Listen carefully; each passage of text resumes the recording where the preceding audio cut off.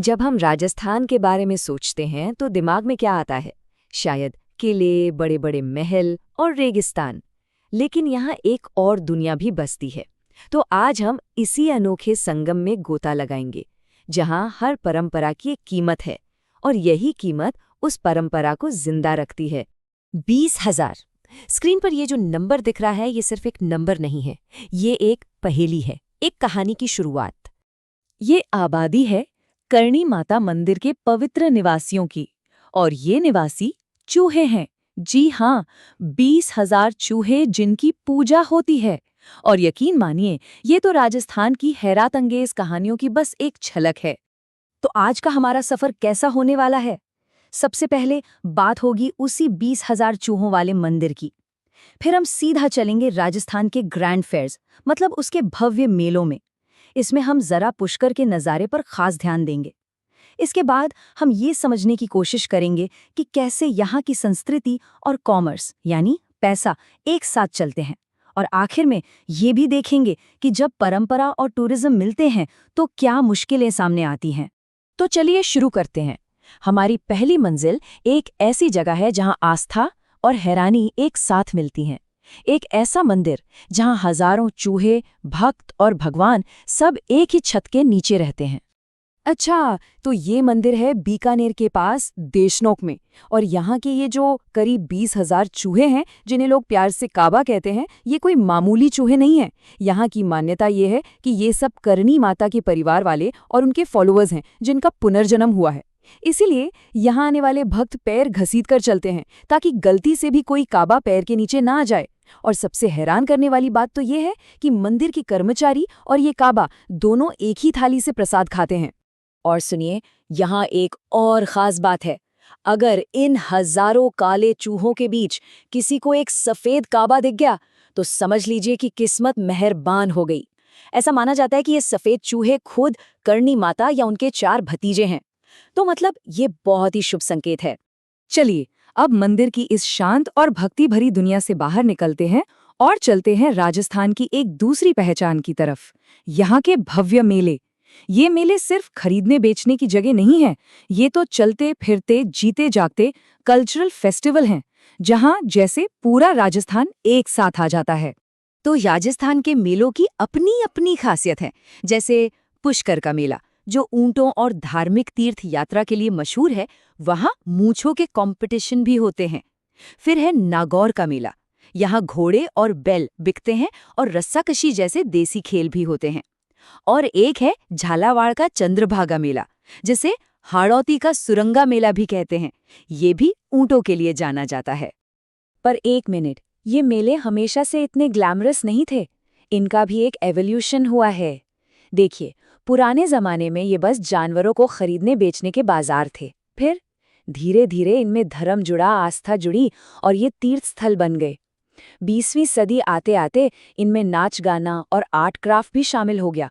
और आज तो ये ग्लोबल टूरिस्ट हब है, जहां हॉट एयर बैलून से लेकर सब कुछ मिलेगा।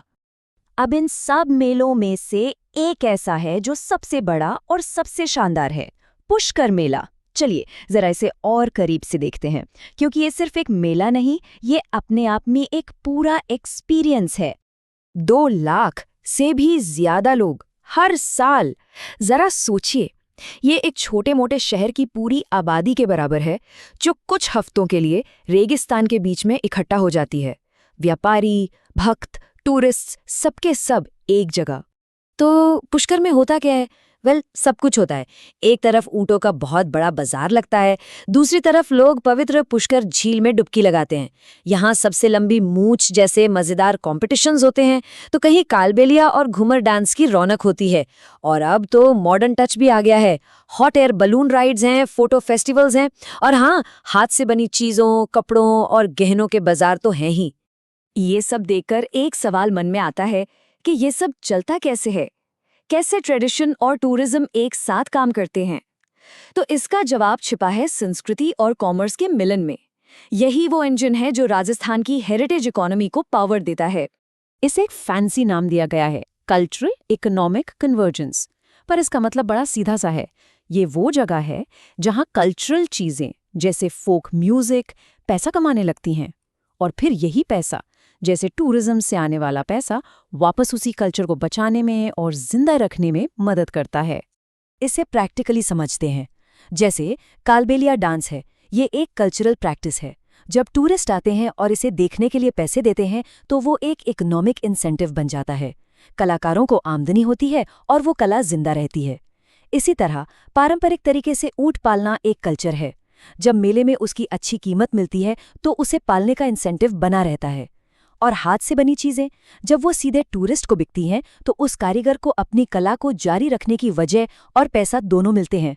मतलब सीधा सा हिसाब है, टूरिज्म से जो पैसा आता है वो उस विरासत को बचाता है जो शायद वक्त के साथ खत्म हो जाती। ये एक तरह का सिम्बायोटिक रिश्ता है। कल्चर इकोनॉमी को खींचता है और इकोनॉमी कल्चर को बचाती है। लेकिन जैसा कि हर कहानी में होता है, इसका एक दूसरा पहलू भी है। ये तस्वीर हमेशा इतनी परफेक्ट नहीं होती। जब किसी परंपरा पर दुनिया भर की नज़र पड़ती है तो कुछ चुनौतियां भी सामने आती हैं। अब जरा इस बैलेंसिंग एक्ट की मुश्किलों को समझते हैं। तो क्या है ये चुनौतियां? सबसे पहला है कमर्शलाइजेशन का डर। मतलब कहीं ऐसा न हो कि कोई सांस्कृतिक कला सिर्फ टूरिस्ट को खुश करने का एक शो बन के रह जाए, अपनी असलियत खो दें। दूसरा है इंफ्रास्ट्रक्चर। लाखों लोगों के लिए साफ सफाई और रहने की सही व्यवस्था करना एक बहुत बड़ा चैलेंज है। फिर जानवरों का इस्तेमाल, क्या उन्हें सिर्फ एक स्पेक्टिकल की तरह यूज करना सही है? ये भी एक सवाल उठता है। और शायद सबसे बड़ा सवाल, क्या इस टूरिज्म से होने वाला फायदा छोटे छोटे कारीगरों और कलाकारों तक पहुंच भी रहा है या नहीं? और ये सारी बातें हमें एक बहुत बड़े सवाल पर लाकर खड़ा कर देती हैं कि आखिर ये सदियों पुरानी परंपराएं इस टूरिज्म की चकाचौंध में अपनी असलियत को बचाए रखते हुए कैसे जिंदा रह सकती हैं? ये एक मुश्किल सवाल है और इसी के जवाब में राजस्थान के कल्चरल हेरिटेज का भविष्य छिपा है।